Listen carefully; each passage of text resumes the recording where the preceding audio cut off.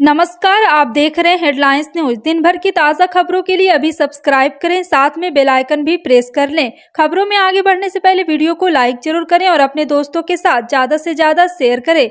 और आप किस राज्य शहर से न्यूज को देख रहे हैं कमेंट में जरूर लिखें। बता दें, शिक्षकों को प्रशिक्षण के लिए फिनलैंड भेजने की शर्तों के साथ दिल्ली के उपराज्यपाल की मंजूरी के खिलाफ आप सरकार की याचिका पर उच्चतम न्यायालय 14 अप्रैल को सुनवाई करेगा। आप सरकार की ओर से वरिष्ठ अधिवक्ता एम सिंघवी ने प्रधान न्यायाधीश DY चंद्रचूड़ की अध्यक्षता वाली पीठ के समक्ष मामले का उल्लेख किया और तत्काल सुनवाई की मांग की। सिंघवी ने कहा कि LG यह तय कर रहा है कि किस शिक्षक को भेजना है, कैसे भेजना और कब भेजना, यह शिक्षक प्रशिक्षण कार्यक्रम से संबंधित है। चेन्नई हवाई अड्डे का नया टर्मिनल भवन तमिल संस्कृति को दर्शाता एक भव्य रूप में है, जिसमें अधिकारियों द्वारा जारी की गई तस्वीरें दिखाई गई। प्रधानमंत्री नरेंद्र मोदी शनिवार को नए टर्मिनल का उद्घाटन करने वाले हैं, जिसे 1260 करोड़ रुपए की लागत से बनाया गया है। नागरिक उड्डयन मंत्रालय ने ट्वीट किया है कि चेन्नई हवाई अड्डे पर नया एकीकृत टर्मिनल भवन 2,20,970 वर्ग मीटर के क्षेत्र में फैला हुआ है। कांग्रेस नेता मल्लिकार्जुन खड़गे के नेतृत्व में गुरुवार को 13 विपक्षी पार्टियों ने तिरंगा मार्च निकाला। इस दौरान मल्लिकार्जुन खड़गे ने संवाददाताओं से कहा कि मोदी सरकार लोकतंत्र के बारे में बहुत कहती है, पर उसके तहत चलती नहीं है।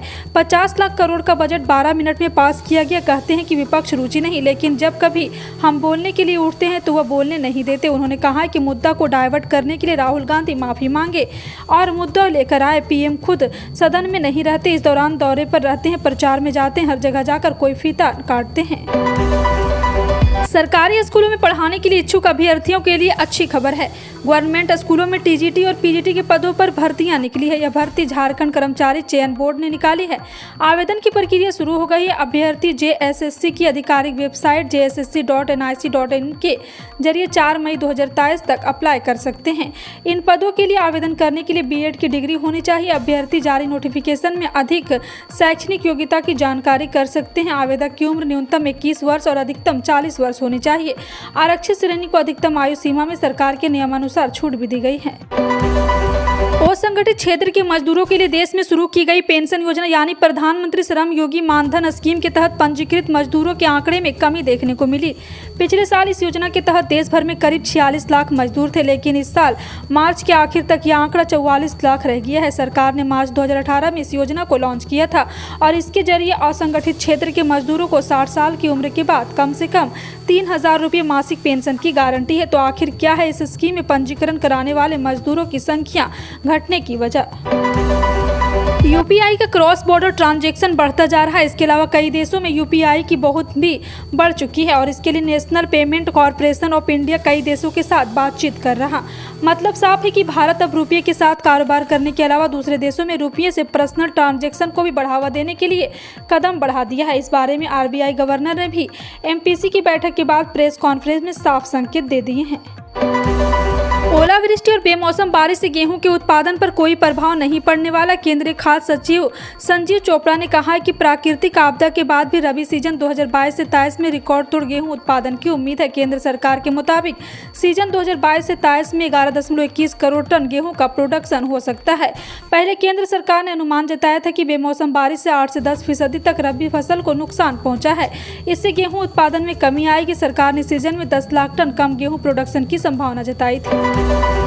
बीजेपी मध्य प्रदेश में खुद को असमंजस की स्थिति में पा रही है। साल के अंत में यहां विधानसभा चुनाव होने हैं। इस बीच पार्टी में इस बात पर आम सहमति है कि वो मौजूदा मुख्यमंत्री शिवराज चौहान के नेतृत्व में सत्ता बरकरार रखने की उम्मीद नहीं है। हालांकि उनके उत्तराधिकारी को लेकर एकमत की कमी की वजह से अभी तक चौहान सुरक्षित है। मध्य प्रदेश में विभिन्न और विचित्र स्थिति देखी जा रही, क्योंकि बीजेपी सत्ता विरोधी लहर से जूझ रही है। हालांकि जमीनी स्तर पर यह आप पार्टी के खिलाफ नहीं है। केंद्रीय वित्त मंत्री निर्मला सीतारमण ने परमानेंट अकाउंट नंबर यानी पैन कार्ड को आधार से ना जोड़ने पर लगने वाले जुर्माने का गुरुवार को बचाव किया। आधार पैन लिंकिंग 31 मार्च 2022 तक फ्री थी। पिछले साल 1 अप्रैल से 500 रुपये का लेट फाइन लगाया गया, जिसके बाद से 1 जुलाई से बढ़ाकर 1,000 रुपये कर दिया गया। इसके अलावा इस साल 30 जून से पहले आधार से लिंक न होने पर पैन डीएक्टिव हो जाएगा। महाराष्ट्र में 800 स्कूल फर्जी पाए गए, यानी कि इन स्कूलों का रजिस्ट्रेशन नहीं हुआ है। ये बिना लाइसेंस के चल रहे। इनमें से 100 स्कूलों पर कार्रवाई करते हुए इन्हें स्थायी तौर पर बंद किया गया। बाकी 700 स्कूलों पर ही जल्दी कार्रवाई होने का खतरा मंडरा रहा है। राज्य के शिक्षा विभाग की जांच में यह जानकारी सामने आई। फिलहाल महाराष्ट्र का शिक्षा विभाग इस बारे में विचार कर रहा है बाकी के 700 स्कूलों के खिलाफ क्या कार्रवाई की जाए। छात्रों को मुफ्त में यूपीएससी की कोचिंग देने के लिए पंजाब सरकार राज्य में जल्द ही 10 केंद्र खोलेगी। इस केंद्र पर फ्री में यूपीएससी की कोचिंग दी जाएगी। इसकी घोषणा पंजाब सीएम भगवंत मान ने की है। उन्होंने कहा है कि इससे लाखों गरीब मेधावियों को लाभ होगा। पंजाब सीएम ने बुधवार को कहा है कि उनकी सरकार संघ लोक सेवा आयोग की प्रतियोगी परीक्षाओं के लिए युवाओं को मुफ्त कोचिंग देने के लिए 10 केंद्र खोलेगी। वह दिल्ली सीएम अरविंद केजरीवाल के साथ सीएम दी योगशाला कार्यक्रम के शुभारंभ के बाद एक सभा को संबोधित करते हुए ये बातें कही हैं। पश्चिम बंगाल के पश्चिमी मेदिनीपुर जिले में गुरुवार को कुर्मी समुदाय के विभिन्न संगठनों ने विरोध प्रदर्शन किया। प्रदर्शनकारियों ने रेल और नेशनल हाईवे सहित कई सड़कें जाम कर दी। इस वजह से 85 ट्रेन रद्द कर दी गई और सैकड़ों गाड़ियां भी जाम फंसी रही। कुर्मी समाज का कहना है कि हम कभी ओबीसी श्रेणी में आते हैं, हमारा मांग है कि हमें एसटी श्रेणी में रखा जाए। खड़गपुर पुलिस ने कोलकाता मुंबई राष्ट्रीय राजमार्ग 6 को खेमासूली में मंगलवार सुबह 6 बजे ही बंद कर दिया। आंदोलन में आदिवासी कुर्मी समाज भी शामिल हो गया है। देश में कोरोना के मामलों ने रफ्तार पकड़ ली है। बताया जा रहा है कि पिछले 24 घंटे में देश में कोरोना के 5000 से ज़्यादा यानी कि 5335 मामले सामने आए। यह आंकड़ा बीते 195 दिन में सबसे ज़्यादा है। इससे पहले पिछले साल 23 सितंबर को 5383 मामले सामने आए थे। इसी के साथ देश में सक्रिय मामलों की संख्या 25587 हो गई। इस दौरान 13 लोगों की जान गई। इनमें कर्नाटक, महाराष्ट्र में 2-2 और केरल पंजाब में 1-1 मरीज की मौत हुई। केरल ने 7 पुरानी मौतों को भी सूची में अपडेट कराया है। देश में अब तक 5,30,929 लोग कोरोना की वजह से जान गंवा चुके हैं। राष्ट्रपति द्रौपदी मुर्मू गुरुवार से 3 दिवसीय असम दौरे गुरुवार दोपहर बाद असम पहुंची। आपको बता दें कि हवाई अड्डे पर असम के मुख्यमंत्री हिमंत बिस्वा शर्मा ने उनका स्वागत किया। राष्ट्रपति की अगवानी के लिए राज्यपाल गुलाब चंद कटारिया भी हवाई अड्डे पर मौजूद रहे। असम के मुख्यमंत्री हिमंत बिस्वा शर्मा ने ट्वीट में लिखा है कि आदरणीय राष्ट्रपति जी, असम में आपका स्वागत है। आपकी गर्मागर्मी इस उपस्थिति और आशीर्वाद पाकर हम बहुत सम्मानित महसूस कर रहे हैं। राजस्थान में राज्य निर्वाचन आयोग ने नगरीय निकाय और पंचायती राज संस्थाओं में 31 जनवरी 2023 तक रिक्त हुए पदों पर उपचुनाव के लिए कार्यक्रम की घोषणा की है। मुख्य निर्वाचन अधिकारी एवं सचिव चित्रा गुप्ता ने जानकारी दी है कि 12 जिलों में नगरीय निकाय के कुल 14 सदस्यों के रिक्त पदों के लिए उपचुनाव होगा। साथ ही साथ इसी प्रकार जिला परिषद के 4 सदस्य, पंचायत समिति के 24 सदस्य, सरपंच के 48 पद उपस्थित होंगे और यहाँ निर्वाचन क्षेत्रों में आचार संहिता लागू भी हो गई है। आधिकारिक तौर पर राष्ट्रीय दर्जा मिलने में देरी के मामले को लेकर अरविंद केजरीवाल की आम आदमी पार्टी गुरुवार को कर्नाटक हाई कोर्ट पहुंचे हैं और आपको बता दें, ये याचिका आप कर्नाटक के संयोजक पृथ्वी रेड्डी की तरफ से दाखिल की गई है। याचिका में कहा गया कि आप राष्ट्रीय पार्टी बनने को लेकर सभी शर्तें पूरी करती है, लेकिन इसके बावजूद दर्जा मिलने में देरी हो रही है। पार्टी ने कर्नाटक विधानसभा की सभी सीटों पर चुनाव लड़ने का ऐलान किया। ऐसे में हमें अगर नेशनल पार्टी का स्टेट मिल जाता तो इससे काफ़ी सहमति मिल जाती, सहूलियत। चौधरी देवीलाल की पुण्यतिथि है। उन्होंने अपना पूरा जीवन कैसे देश को विकसित किया जाए, शोषित की ताकत दी जाए और सोशल अपलिफ्टमेंट कैसे हो, चाहे वो जच्चा बच्चा योजना हो, चाहे वो मनरेगा का जो पुराना फॉर्मेट था, काम के बदले अनाज, या फिर ओल्ड एज स्कीम हो, या फिर ऐसी किसी भी योजनाएं, देवीलाल जी ने उनको अपना जीवन दिया। खासकर सोशल अपलिफ्टमेंट पर कैमरों को लेकर उनका विजन बहुत साफ था। जी हाँ, गठबंधन, और मुझे पूर्ण विश्वास है कि आगे भी गठबंधन रहेगा। और साथ ही साथ बहुत लोग थे जो सरकार बने हुए 3 महीने हुए थे। पश्चिम बंगाल पंचायत चुनाव के मामले पर बीजेपी नेता शुभेंदु अधिकारी को सुप्रीम कोर्ट से बड़ा झटका लगा है। शीर्ष कोर्ट ने मामले में कलकत्ता हाई कोर्ट के आदेश के खिलाफ अधिकारी की याचिका पर विचार करने से इनकार कर दिया। इससे पहले कलकत्ता हाई कोर्ट ने पश्चिम बंगाल पंचायत चुनाव प्रक्रिया में हस्तक्षेप करने से इनकार कर दिया था। शीर्ष अदालत के समक्ष पश्चिम बंगाल विधानसभा में विपक्ष के नेता शुभेंदु अधिकारी की ओर से वरिष्ठ अधिवक्ता PS पटवालिया पेश हुए हैं। इजरायली पुलिस ने पूर्वी यरूशलेम में अल अक्सा मस्जिद परिसर में लगातार दूसरे दिन धावा बोला, जिसके बाद संघर्ष और हिंसा का दौर फिर शुरू हो गया। इजरायल की ताज़ा कार्रवाई के बाद गाजा पट्टी से इजरायल की ओर रॉकेट दागे गए, जिससे तनाव और बढ़ गया।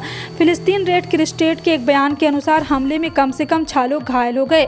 समाचार एजेंसी सिन्हुआ की रिपोर्ट के अनुसार यरूशलेम इस्लामिक वक्फ ने बताया कि पुलिस ने प्रार्थना करने वालों को तितर बितर करने के लिए अस्टन, प्रेग्नेंट और रबड़ की गोलियों का इस्तेमाल किया।